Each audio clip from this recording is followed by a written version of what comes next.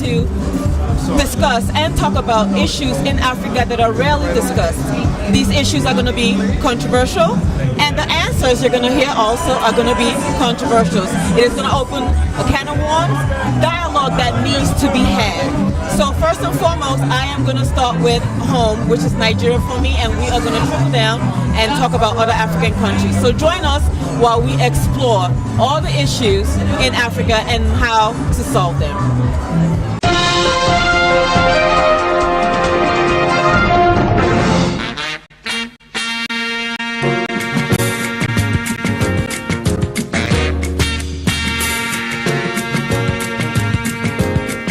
What does it mean to be a Nigerian? What does that mean to you, to be a Nigerian? Do you relate mostly to your tribe as an Igbo, or do you relate typically as a Nigerian when you are in the U.S.? Because you know it's a different story when you're back home. Well, the truth remains that I'm first a Nigerian, and then I'm an Igbo secondly. That's my true identity. Because the bigger umbrella remains the fact that we're all Nigerian. And then when you break it down, everybody start now tending to their own tribe, the Hausas, the Igbos, and the Yorubas. So the answer to your question is that, yes, first of all, I'm Nigerian, and then I'm Igbo. I would have to say both for me. I'm an Igbo, my parents are Igbo, I'm Igbo. I consider myself a Nigerian-American, Nigerian. I'm a proud Nigerian, I'm proud to be Nigerian, I'm proud of my heritage.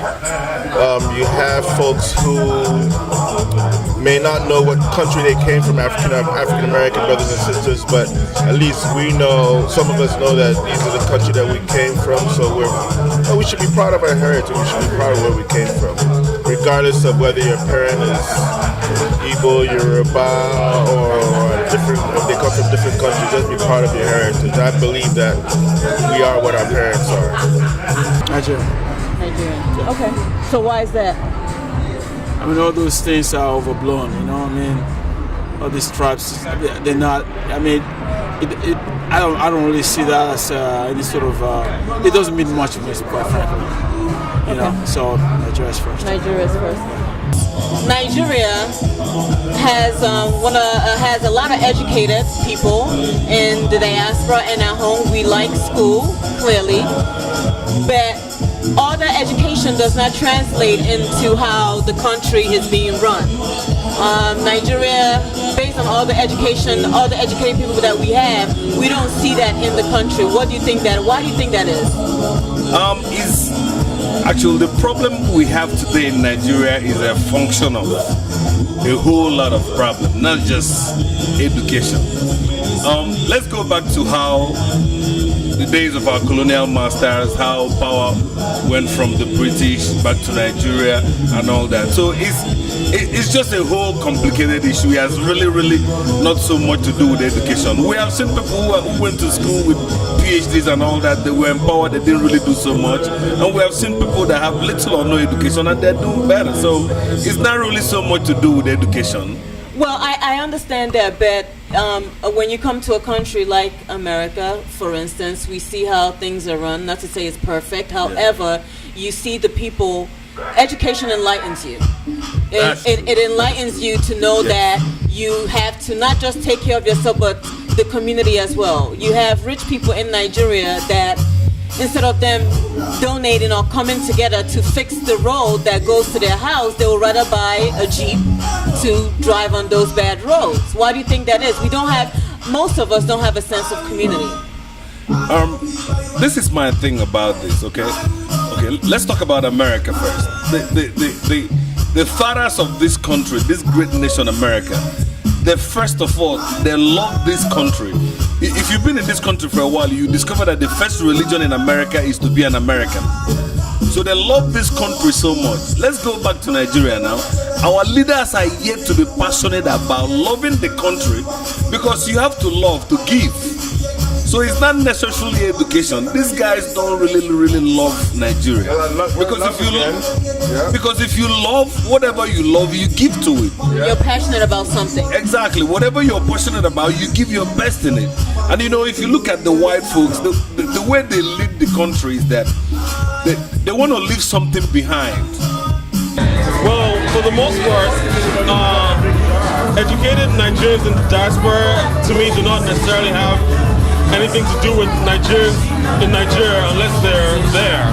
So what we need to do basically is create an environment, because Nigerians are used to the comforts here and the amenities and the structure and knowing everything is on point, you know. So essentially creating that sort of environment in Nigeria to attract more Nigerians to go back and take what they've learned from different parts of the world. That would be that's something that would need to be done, in my opinion. Yeah.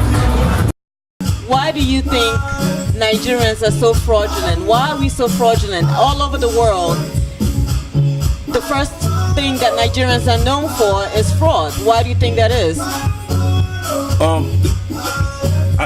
You want to have an honest truth about it. Yes. Now, this is my opinion about it, and it doesn't have to be right. Let me say this again. This is my opinion about it, and it doesn't necessarily have to be right. It's my opinion. All right. After the civil war in Nigeria, Nigerians, a whole lot of Nigerians were displaced. And that displacement led to the survival of the fittest. People just wanted to survive, and they started doing whatever it takes to survive. And you know, consistency is what breeds what is the word again? Professionalism. After a while, you're perfecting whatever you've been consistently doing. So this is my opinion, and don't quote me. It doesn't necessarily mean that it's right. But Civil War contributed so much to it. And then, but that was how many years ago was that though? Well, there's still, you know, I don't think Nigeria has yet. Let's not live in denial of that. I don't think Nigeria as a nation has yet healed from the Civil War. And then also, I don't know whether it's a spiritual thing. I am greedy. Nigerians are greedy. Myself also, I'm greedy. So I just can't get enough of whatever it is. So that's also a factor. I think it's more so a question of greed. I call it the isms, you know, the tribalisms, you know, the statuses.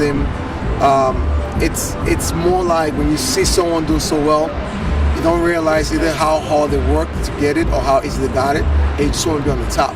The mentality is all about, at some point, it will be my turn. It will be my turn. It's never like, what do I do? I think our issue is that we don't have a vision. Or even if we do, we don't want to really cultivate our vision to say, you know what, it takes time to produce the results that we desire. I think in some situations where we may stand out, unfortunately, you know, with the whole email thing, Yahoo email, I still get a lot of those emails.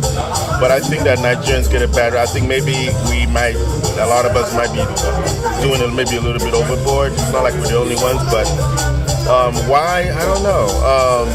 When I was coming up, it wasn't too much of that. When I was coming up, Nigerians, we were hardworking people. We wanted to do the right thing, take care of our families, and you know, things like that. But it got to the point that everybody wanted to be like the Joneses. Everybody wanted to have the nice house, nice cars, have the girls travel the world, and we wanted to get it by any means necessary. I mean that question. I don't know that my answer to it is actually the right answer to it. But it's your opinion.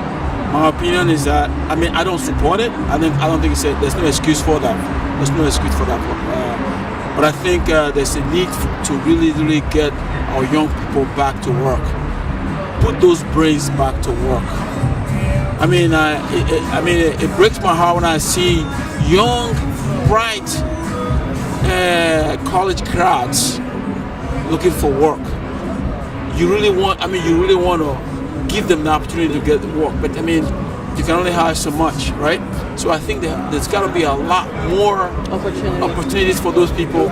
Engage them. In one word, describe Buhari. Wow, that's a hard one.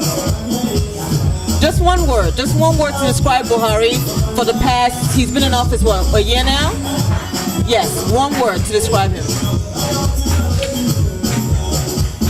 If Buhari fails, Nigerians will fail. So let's support him. That's all I'll say. Yes, let's support him. Let's support Buhari. We don't have another country, whether you're PDP or you're APC or CDP, it does not matter. If Buhari fails, Nigeria will fail and everybody will fail. Frankly, it seems to me that the guy is quietly doing what he's got to do. Frankly, I believe that the country is really, we have to really start over, almost like, from what I've seen, that's my personal opinion. The rap is bad. It's much worse than we know. And then there's a need for us to be very, very patient, get it done. It could be worse before it gets better, but we have to be patient to get through that. There's no reason for us to jump. I think part of our problem in the past has been now kind of thing. We got to get out of that. We must go through this little pain and get to us who can get to a better Nigeria. So we have to reconstruct it, basically. Right. Systemic. Why is that? You know, people ridicule his madness, but his madness may not be working the way Nigerians want it to work, but it's doing something. It might be crippling the economy In the meantime. for the meantime, but I think eventually it's going to pick back up. It's all about accountability. You know, we have to account. Some people are like, well, we can be accountable while we're still growing. But the thing about growing is that when you don't have internal controls that handle and address the issues that we already have, then you find yourself having the same issues multiply or replicate itself. So guess what? If we have to shut down everything to get it right, shut down everything so we get it right.